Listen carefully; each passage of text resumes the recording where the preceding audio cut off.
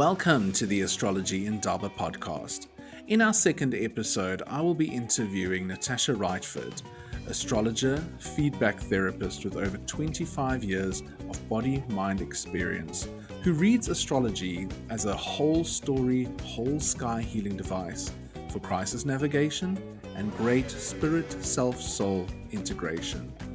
In this episode, we will explore topics such as fixed stars, constellations, the mysteries of the Southern Cross, Mercury and his traversing through the elements, the importance of mythology as a humanity, Mercury retrograde, Prometheus who gifted humanity with the fire of the gods, how Chiron became the healing guardian of the southern skies, and more about our upcoming COSAPA Astrology Indaba retreat for 2024.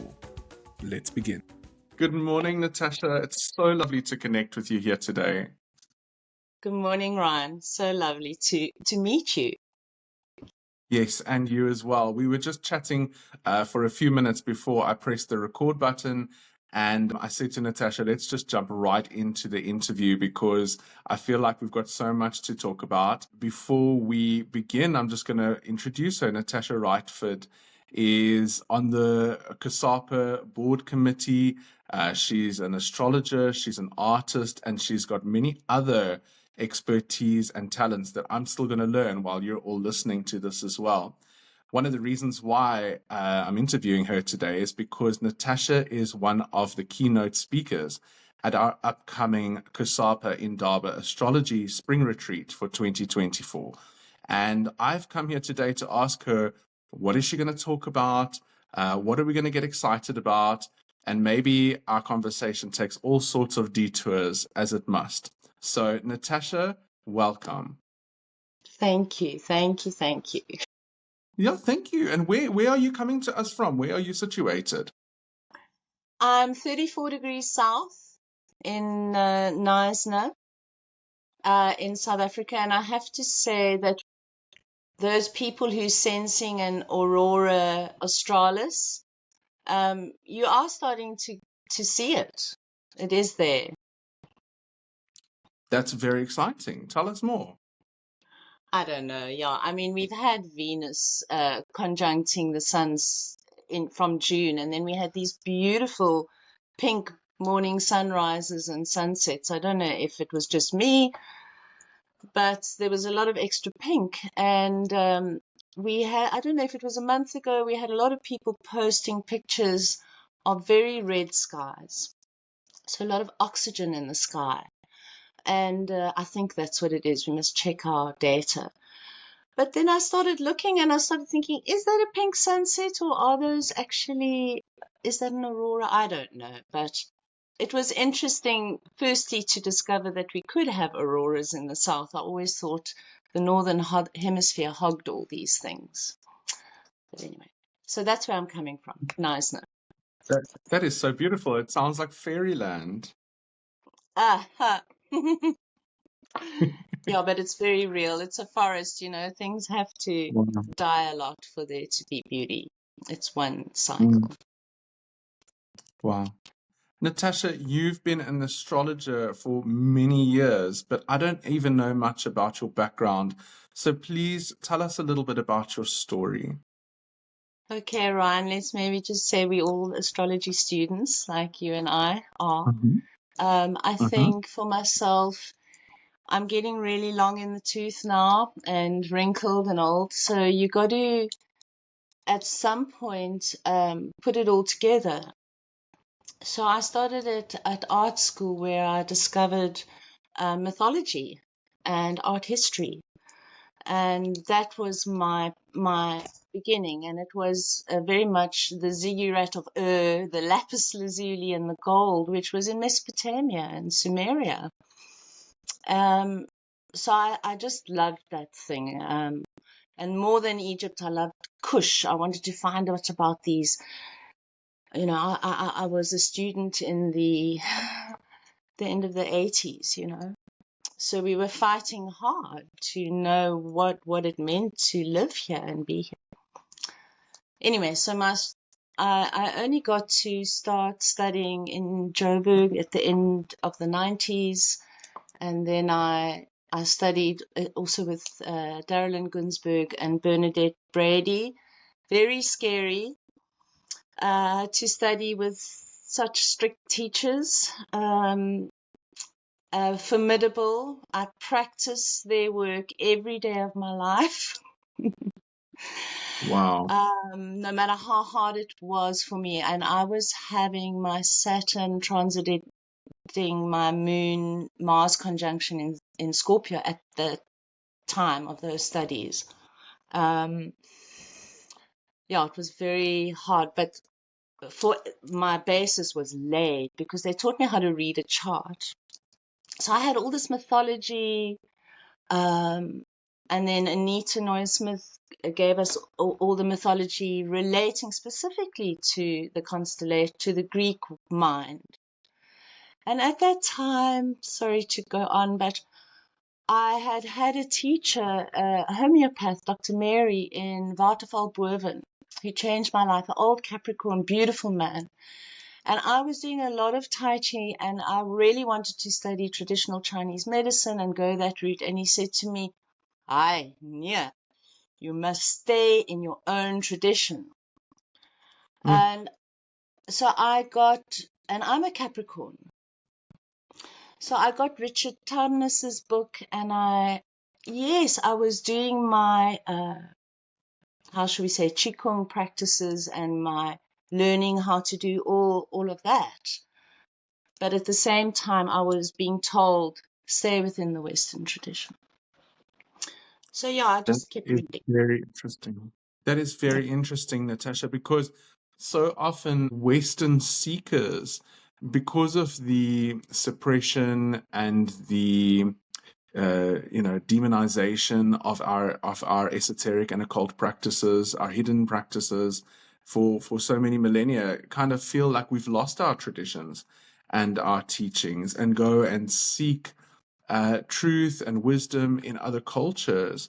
And I think even though that's beautiful, there's so much richness in our own Western tradition. Oh, it's a fascinating thing, all of it together, and how we fight about it. But I met a wonderful lady in Hogsback, and she'd grown up in a farm in Zim, and every Saturday when they went to the market, well, not every time, but she'd often end up fighting boys. And she was an Aries.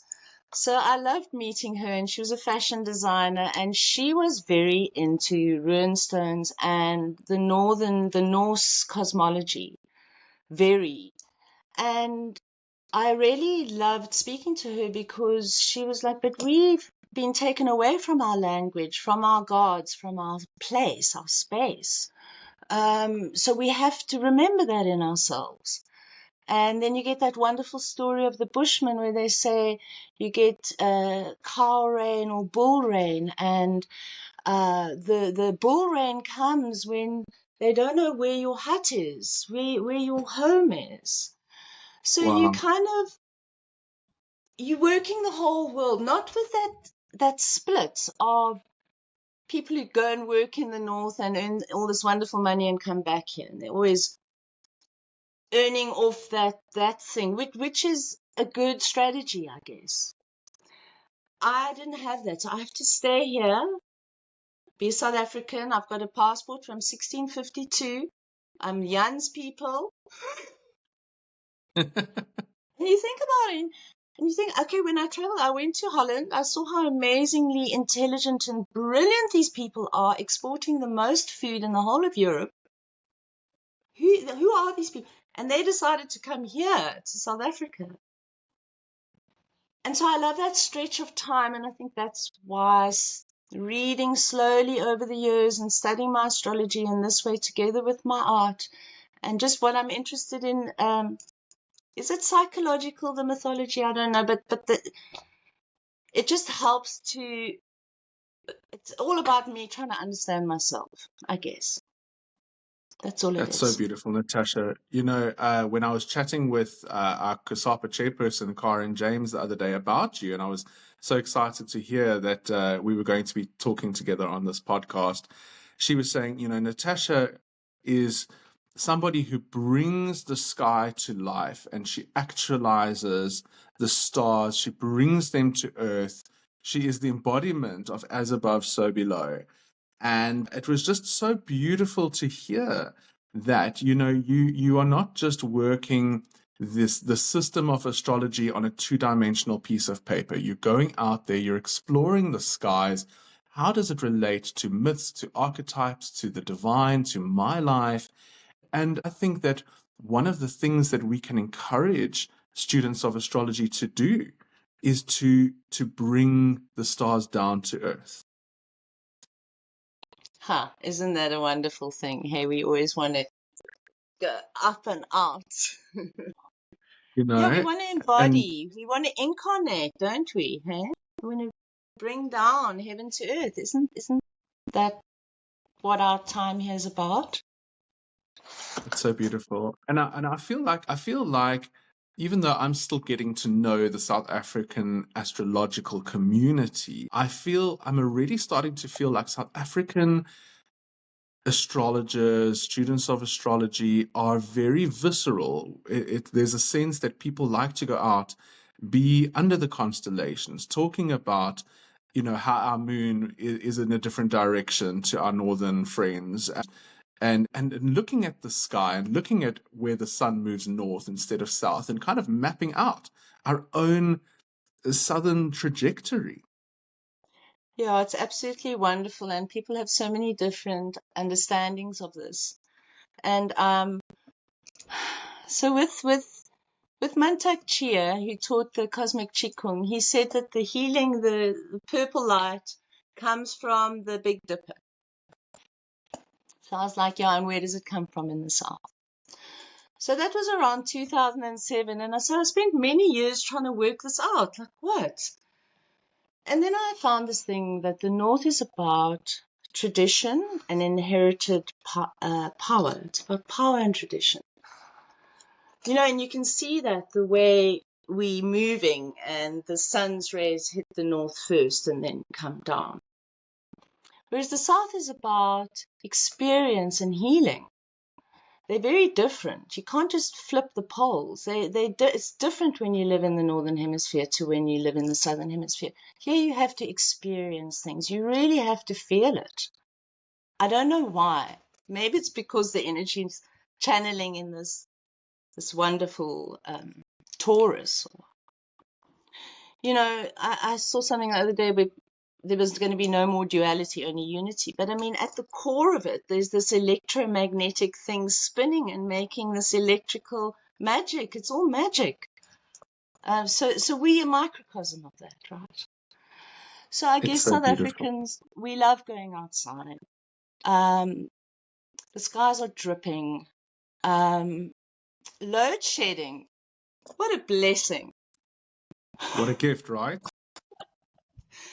Early on, it was one of the first load sheddings in the early 2000s. I'd gone up, I called it Bosmanskop above Stellenbosch, but it's actually Botmaskop. I had to do a reed bed on that mountain for the wine farm there. And I was with these two ladies, and we were very hey wow and doing all our everything. And while we were up there, the whole of Cape Town went down. It was absolutely insane, Ryan, to see Cape Town without any interfering light. Wow. It's a very different thing, hey? So, I love to always have competitions, who sees Venus first. With my kids, we used to play this game all the time. The first word my little grandson learned was moon. He was always tracking the moon. So this was just a game that evolved. That's so beautiful. Like normally the first word that comes out of a child's mouth is ma, but that's just a breath away from mon or moon. It's so close. Mother Moon is she's on the first one on our lips. the Great Mother. Mm. I just love it. I just love it. And you have a special passion for constellations, am I right? It's one of the talks that you're going to be giving, one of the learning journeys. Yeah, we're going to be talking about everything about fixed stars, and all the different myths around them. I must say, when I first encountered them with Bernadette Brady, I was very irritated. I couldn't believe you could write only one or two sentences and it was supposed to be meaningful. How wrong I was. Yeah, it's a very interesting study because the longer you look at something, the more it reveals. You can start off with those two sentences that you were given and go, yeah, I know that. But then slowly examples come up, people's stories connecting. You start to slowly put it together and then you realize how much it can reveal. And you're just starting to see the surface. So is that a mental learning? I don't know. It's more of an embodied learning, like really knowing it in yourself without having to go back to the books, or knowing it to be true. So we're gonna when I was speaking to Karen and I was setting up the retreat on the website, I said, is Natasha's offering going to be a talk or a workshop? And she said, let me quickly check in with her. And then she came back and she said it's going to be a learning journey. And what is a learning journey, Natasha? Okay, learning journeys come from biomimicry. Biomimicry was brought to this country by an absolute genius of a human called Claire Janish. She was such a wizard, and then she went and died very young. And we miss her, but she kind of made sure that we all knew that she was going to be speaking to us through the ethers. But anyway, with biomimicry and learning journeys, where you study nature, whenever you want to know something, you ask nature first, how it does it. So how do we filter water? So I would always go to my kidneys, but she would taught us, well, let's go and see in wetlands and that. How's it doing it? And then she would get us to map all the different ways we could understand something. And so you would start thinking you knew what you were talking about, but by the end of it, you would come up and you would know a whole lot more that you never realized existed. And it was the power of working together in a group. Because of this beautiful computer that we got to share in the quantum, I guess. So that's what a learning journey is. We start and we go and we see what it is together. And we're going to have such beautiful stars in the sky at the time. We're going to be having a Mercury retrograde, so we'll be seeing Mercury at maximum elongation in the evening sky. And I think he'll be, I checked it early. Oh, it's going to be a very beautiful one. It's going to be like with Antares, the heart of the Scorpion, which is a royal star. What is a royal star? We're going to look at that. Is it a made-up concept? Or is it because now Google will say, no, this goes back to Babylonian times, but does it? And then we get other concepts like midnight stars, heliacal rising and setting star. We get all these different concepts. So I want everybody to be empowered with these words. I want everybody to know what their own heliacal rising and setting. And I want us to go and see every night in the sky and in the morning. Because in the morning there's a different story to the evening. Something like that. Natasha, I'm so excited. I mean, some of these are very new terms for me. Would me as a complete novice be able to be a part of that experience and get something out of it? Any discussion of astrology is a gift. Anytime people get together around astrology, it is such a gift. I was looking like midnight star is a very simple concept. I won't tell you now. No, keep it But for later. One of the girls that I found as an example was, what's her name? Simone Biles, the Olympic gymnast who last Olympics she crashed, she had a breakdown. Little tiny girl, absolute genius. You must look at her work. And now she's having another Olympics. She went back and she got stronger and she trained, but her whole story came out. What an amazing human. Like a real sort of Faz baby, fetal alcohol syndrome baby, brought up by her grandmother, totally fearless, doing like triple spins and flips and then the last Olympics was during COVID, right? So you weren't allowed to take your family or anyone with you. You didn't have any, you only had distance.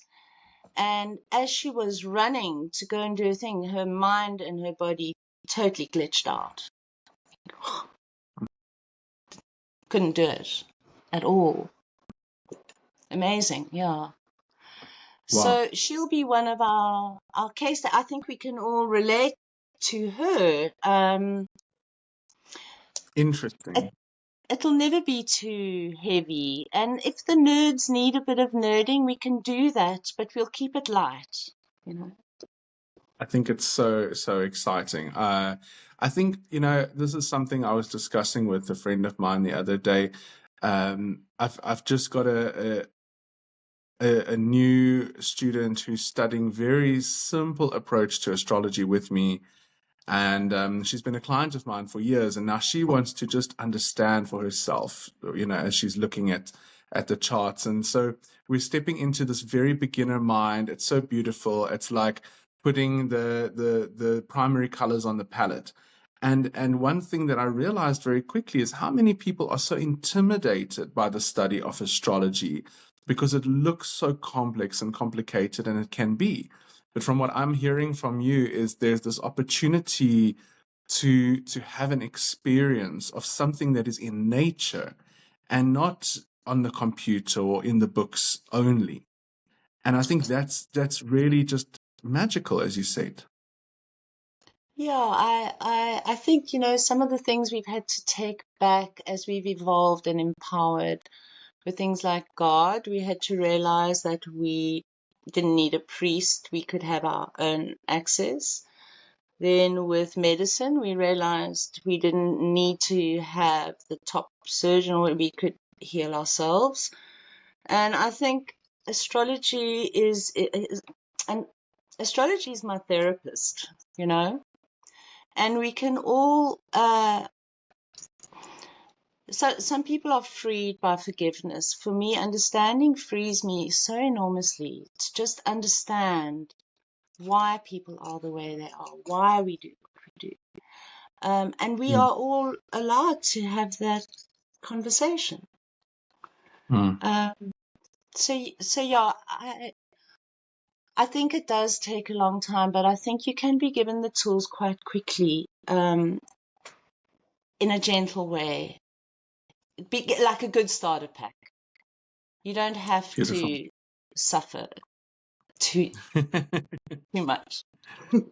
I love that. I love that. And I'm very excited to discuss the royal stars with you because having grown up in a Wiccan and a neo-pagan home from being a child, the 4 royal stars were very important to the workings of our seasonal celebrations and how we connected with the gatekeepers of the elements.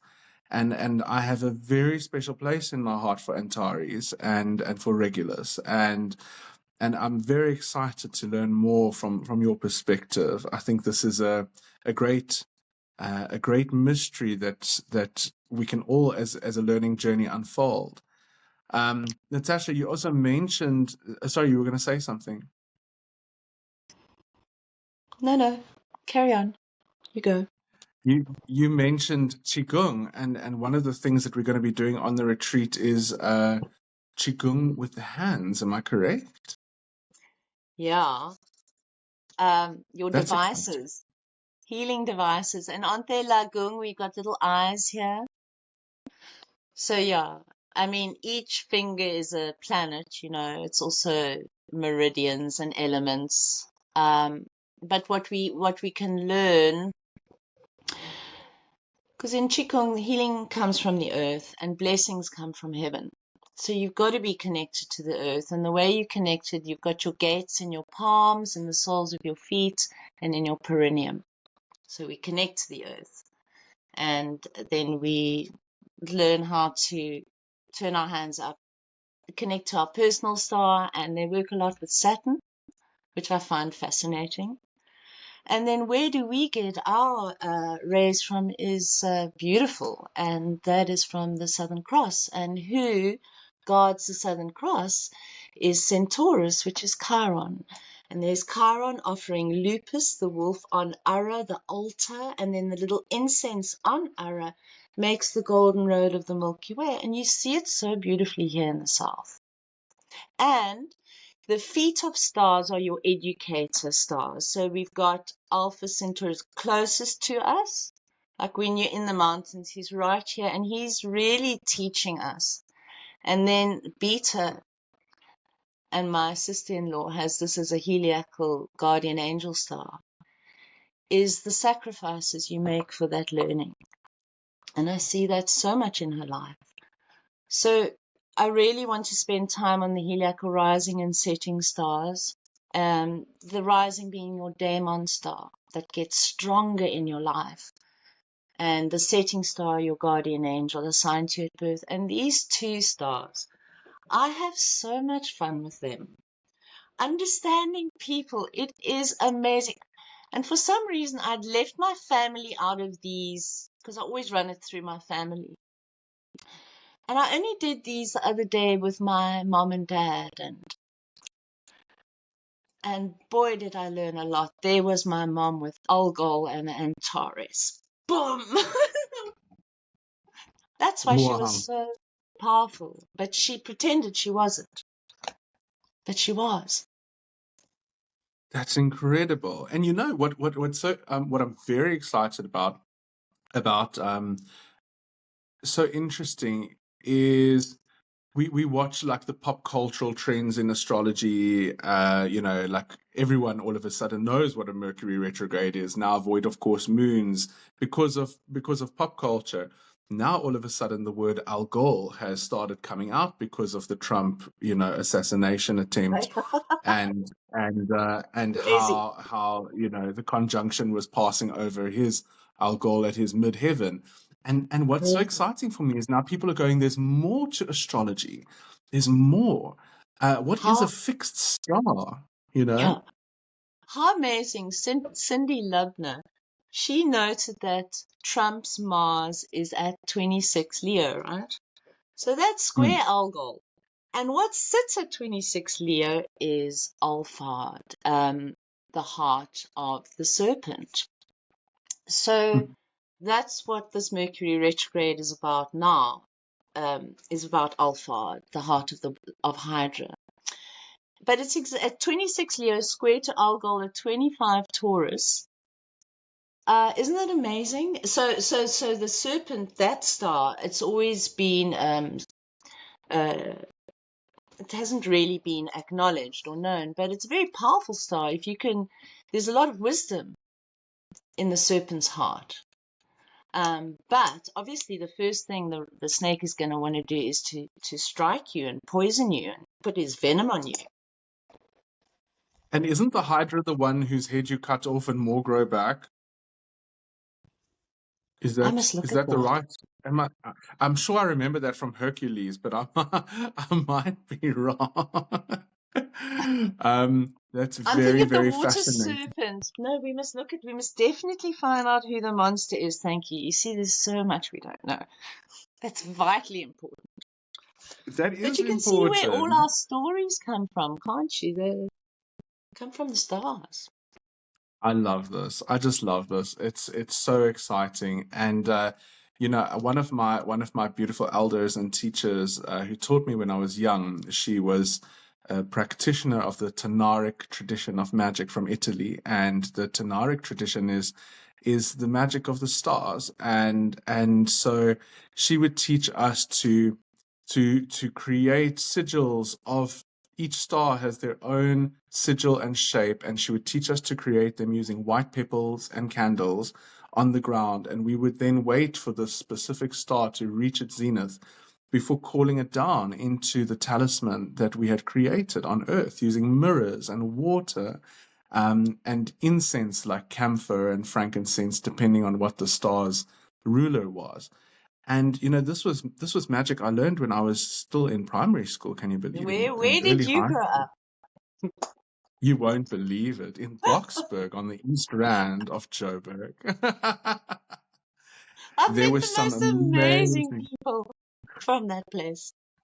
What is it? You know what? There was a melting pot of magic and witchery and also and new age esotericism, everything in the 90s, and Boksburg somehow was this a cauldron of this. Can you believe? And some of the most amazing people I ever met passed through there. Um, so yeah, I'm so excited to have so many of these discussions with you, Natasha. And for the people who are watching this to be learning from you. I'm learning so much. I'm writing down things that you're teaching us. Yeah, but it's more fun than that. Yes, I have made a course where my whole thing is, and it's wrong. I can see why teachers get cross with me, but I made a course, Know Yourself, Know Your Chart.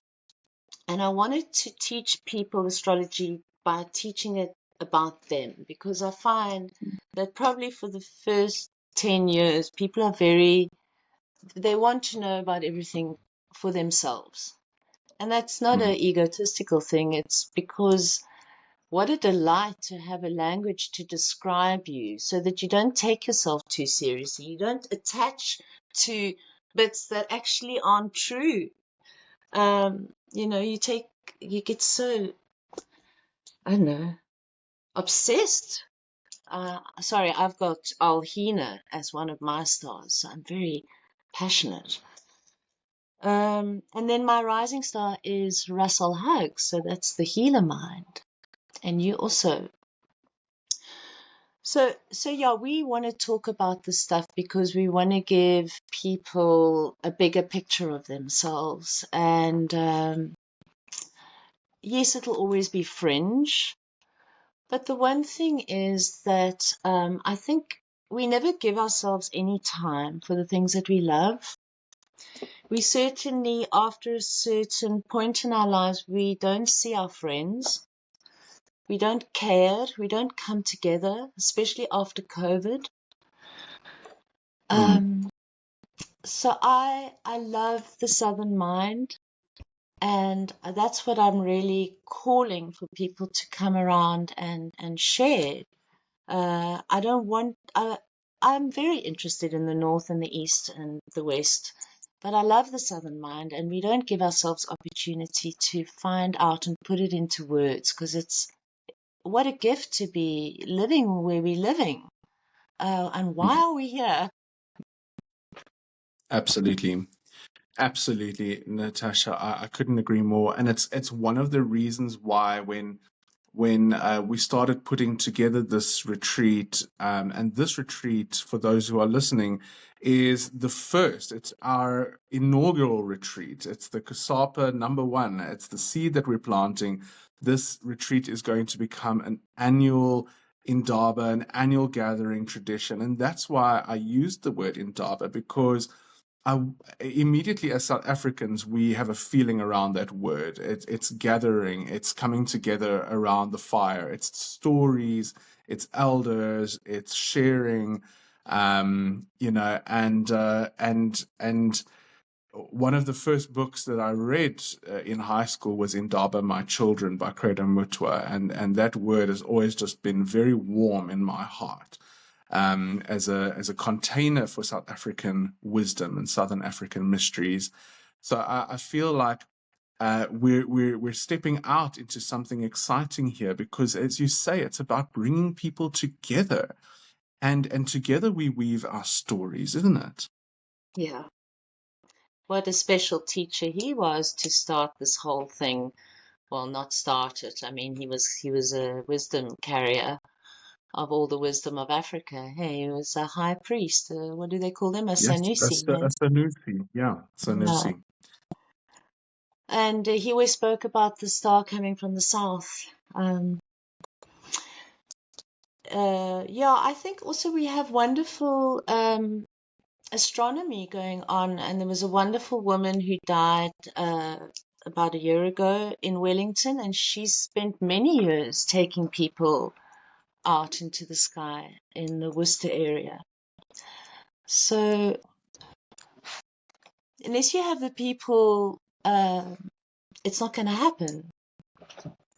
We have to, whatever's going to happen here in this country, we have to make it happen. No one's going to do it for us. And as you said, in a world that's feeling more and more segregated, separated, and divided, I feel like coming together and being together in our country's motto is unity through diversity. It just, for me, it's so powerful that we can all sit together with all our different traditions and backgrounds and languages and share and learn together. And so coming together now is more important than any time. This is We've it. never really come together, my lovey. We haven't. Mhm. And we need, I'm so longing for this biodiversity of heart and mind. It's there, it's everywhere. It's not with all the people that are making big noises and hot air, you know, Jupiter and Gemini. But it is in our people. It's in us, you know. So it's magic. It's golden. But whatever that hot air is, yeah, I don't want to marry that. I don't want to be the wife of that. I don't want to contain that. But it's interesting because it's bringing up all the biodiversity. There's so much. There's so many different ways to love being alive, and yeah, and our people teach us every day. We're learning so much from each other, but we don't have a space, a center that holds. During COVID, there was never anybody guiding us, caring for us. And care is a virtue. There's only carelessness. Yeah. So we need to. I agree completely. I'm so excited by these conversations, Natasha, and that we have these amazing platforms that we can actually start to share together. And one thing you mentioned earlier was Mercury, and I know that that's going to be one of your topics on the retreat as well. Why did you choose this as a topic? It's an interesting heading: Mercury's fire alchemy and the 13th sign. Sounds quite dramatic. It's lovely. Erin Sullivan said Mercury is probably the single most important planet, and I think she said it because it's all about our perception. So he's a wonderful little magical planet to get into, and he has some tricks which you will learn. But when he goes retrograde, how's this? You will notice that he will do it in elements. So right now he did it in Aries. Now he's doing it in Leo, and then he'll do it in Sag. So for these 5, we're having a fire alchemy, whereas before we had earth. And so these cycles go. I mean, that's interesting, isn't it? And there are a few other profound things about Mercury. But yeah, I find it amazing that during our course, he will be at maximum elongation in the evening. So what that means is he's the furthest from sun. So right now, when you go outside tonight, you'll see Mercury is MEE, maximum evening elongation, or distance from the sun, and he's with Regulus in the sky. Okay. And then what happens, so that's what we're going to see on our retreat. But he won't be with Regulus then. He will be around Antares, around that star, and also around Russell Hag, who is the Alpha Ophiuchus, or the 13th sign, which is the Serpent Rider, or the Healer star, the Healer constellation. So Russell Hag is the healer mind. And he is he's going to be part of this Mercury retrograde journey. So, and the other thing about Russell Hag is that he's near a star called Ras Algeti, which is the head of the hero. So they get to be, when Mercury descends in the night sky, when he goes retrograde, he descends and he goes down, down into the blackness, and then he disappears. So he's going into your unconscious. And whatever happens, you will always discover something that you never knew before.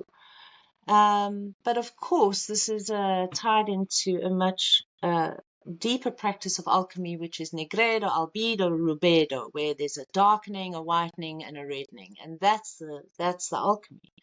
But why I said fire alchemy is because each Mercury retrograde is an alchemy once you know these tools. And they take place elementally. So we'll do 2 years in Earth where we have to become accountable and responsible and real. And then we'll go through fire, and then we explore, well, what is Mercury and fire? I don't know. Like, I can share some words, but then we must discover it together. And I have very little fire. The only fire I have is Saturn. So I have to really I'm a very cold person. I'm Capricorn. I'm cold-hearted. But so I long for the sun, whatever that. My relationship that I'm in, we laugh every day, and that's, I realize, our fire. That's fire, is laughter and happiness and fun and joy, and yeah. I love that. Mercury's going to be teaching us. Mercury's our mind, the way we think, the way we talk, the way we breathe, our nervous system. Does Mercury move through these triplicities once a year or once every 2 years, or does it differ? 3 times every year. And does it stay with one element per year, or once every? It's mostly 1 or 2 or sometimes 3 years, depending. Some signs are bigger than others. Yeah, and then you then have a 12 elemental return that goes over 79 years. So it's a fractal. You start off with the one Mercury retrograde, and we understand that. What is it actually doing? What's happening? Obviously we get scared because we're about to discover something in the unconscious, but I mean, the unconscious is the most creative place, isn't it? That's where it all begins. Dark matter, pulling this light in, and bringing it needs to come to the light, to be expressed, to be shared. So that's what I want to really teach people, because those elemental returns that happen 12 times in your lifetime, you're different when you're a child than when you're old. And Mercury is so beautiful because when you're a child, when you're 7, that's when you are a magician. That's when you know your magic. That's when you're at your most genius, right? The children who are blessed to be able to have conditions to be a child. And then you forget and forget and forget, and then at the end of your life, you end up, the purpose is to give your magic to the world, and then you receive the world, like in the major arcana in your tarot cards. You are given the world. So you're coming from somewhere. I don't know where we come from. You meditators, please tell me where we come from. But we're coming from somewhere with a mission, with some magic, and it needs to be shared with the world. That's why we have to share our potential, and that's why it's become such a nightmare when we cannot be Promethean, when we cannot be fully alive and human. We get frustrated, we act out, and then all sorts of stuff. Plus, we're all on a hamster wheel, So we're really in a trap. Mm.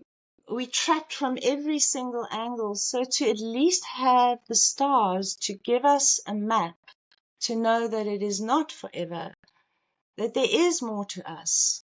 I think that's for me is an amazing gift. You actually, the piece of art, I'm looking on the website now, the piece of art that you sent for that learning journey it looks like a Prometheus running away with the fire. What is the link to Mercury in that? Sure, I have no idea. Oh, it is a Promethean image. You're absolutely right. I think it's because the fire is our vision, and our inspiration. And if you're ever in a dark place, you know what it's like not to have access to the fire, to any form of happiness. So, Mm. Mercury going into the unconscious to find happiness. I don't think so, but it is to find your joy. It is to find your sacred heart, at least, because fire, we need our hearts, love, joy, and happiness in our heart. Otherwise, that's from the Taoism. And we have to cultivate that every day. Otherwise, we get anxiety and cruelty and hatred. Mm. So I saw that, and in my neuromuscular work, I see that when people's muscles around the heart are contracted, they are extremely anxious. There's anxiety. Their heart is cold.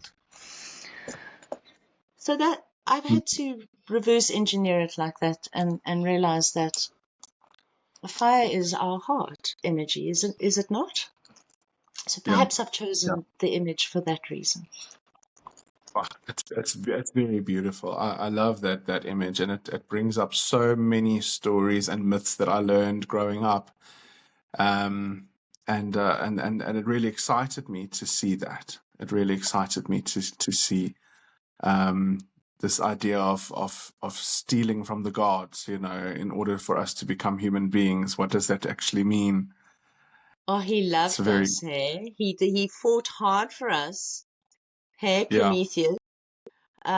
Jupiter didn't. He wanted to destroy us. And because he felt so offended, and also because Asclepius had learned how to heal the dead, Mm. like the gods. So Jupiter was um, indifferent. But Prometheus loves us. He gave us our genius, and we each have our own unique genius. And what I really like about Aquarius and Prometheus' association with Aquarius is that in order to receive your genius, you have to offer up your pain. And that's what the Chiron Prometheus myth teaches us. And that'll be really nice to explore when we're together. But yeah, he offended the gods, and he was chained to the rock, and he had his liver pecked out, remember? And Yeah. then he wanted out, and the only way Jupiter would let him go was if an immortal took his place. So there was Chiron, like, take me, please take me. I've had enough of this. And he went down into Tartarus, and Prometheus was freed. Wow. And Chiron was ascended, and he wanted to place him where Sagittarius is, but Sagittarius like, don't mess with Sagittarius, he's the military man. So he put him right down south here to look after the Southern Cross, where we get our healing rays, our blessings, our Isn't blessing. that beautiful? That is so beautiful. Wow. I would love to have a chat in a future podcast on something that might be like a interesting burning taboo topic. But what's coming up for me while you're talking here is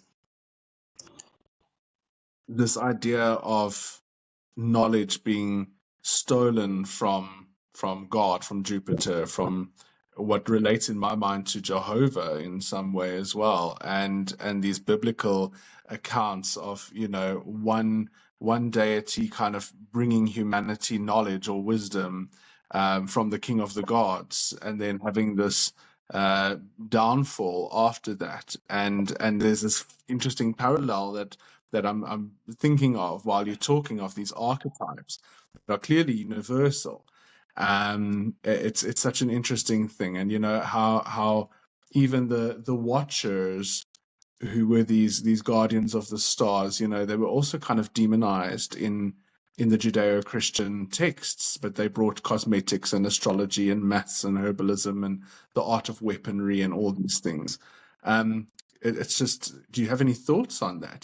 This kind of universal archetype of humanity's rise to intelligence and wisdom.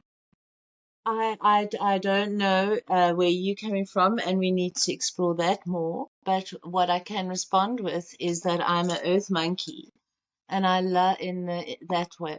I love how in Japan they ask you what's your name, what date you were born, and what's your zodiac, what's your sign. But anyway, I'm an earth monkey, and I saw this beautiful fresco carving, and what's his name? The big one, and he was coming and he was speaking, and everybody was there to hear him. All the nobles, all the gods and goddesses were there to hear. I think it was Shiva. And while everybody was enraptured, there was Monkey, and he'd crawled down the tree, and he was literally stealing everyone's food and stealing everyone's knowledge, and yeah, I relate to that a lot, and I don't know why. Yeah, I don't know why knowledge gets sequestered and then has to be broken out. Let's say the woman who taught Reiki, when Reiki first came from Japan, it was like $10,000. And then she learned it and she went around to all the festivals in the States and taught everyone for free. Is that the myth? I think it actually happened like that. There was Hawayo Takata who kind of brought Reiki to America through Hawaii.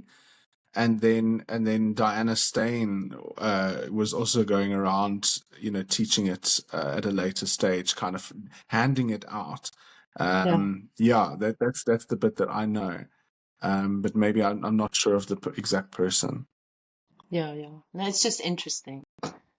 Hey. Yeah, I find it very interesting that there's always this archetype or the element of the trickster, who through some kind of naughty behavior actually helps and liberates humanity, whether it's Loki or Prometheus or, there's always these interesting characters. So, yeah. Well, think of life before the internet, how knowledge was wrapped up in books and libraries nobody had access to. No, oh, what an absolute delight, to have access to so much that's been liberated in a way. I love it. Yeah. I love it. Yeah. So lots that we're going to be talking about together at our wonderful retreat, Natasha, and you are just a fountain of joy and fun. And I don't think you're as cold as you think you are. I find you very warm, very engaging, and I would love to. I'm looking forward to sitting around the fire under the stars with you and having more of these chats. Yeah, me too. You offer some courses. You mentioned you offer some trainings. Yeah, I've completed last year Know Yourself, Know Your Chart, which I really love teaching. And then I do various things. I do Venus and Mars retreats where we have online group for 40 days, which is a bit much, I know, but I like slow learning, little bits at a time. And then I love to do one-day astro art things, to collaborate with any artist anywhere, where we spend the morning doing whatever astrology science, and in the afternoon, I don't know, make music or make art around whatever is pertinent at the time. I love doing that. But yeah, that's what I do. And Lovely. I write a lot. That's what I practice as well. I'm gonna get all of your links after this interview, and I'm gonna put them in the description below the interview. So whoever wants to reach out to you, whether it's for advice or mentorship or courses or learning or consultations, can do that. Is that good? Yeah, that would be wonderful. Thank you, Ryan. Yeah, that will be really, really great because when you're listening to someone like yourself, there's this feeling inside, sure, I need to learn more from this wise human being. And I think there's going to be many people who are going to want to connect with you after our discussion. And I know this is not going to be the last of our chats together. No, I Yes. want to thank you for your podcast, and I really wish it well. I hope it goes from strength to strength, and yeah, I really enjoyed just chatting in an informal way like this. It felt nice and relaxed. Thank you. Thank you so much. Natasha Rightford, you have a beautiful day. Stay blessed, take care, and thank you for sharing this time with us. Thank you, Ryan. Take care. Bye-bye. Bye. So there you have it, folks. Thank you so much for listening to this episode brought to you by Afrishanti Wellness and COSAPA. Please remember to like and subscribe to this channel to help support our journey going forward. Until next time, take care and keep reaching towards the stars.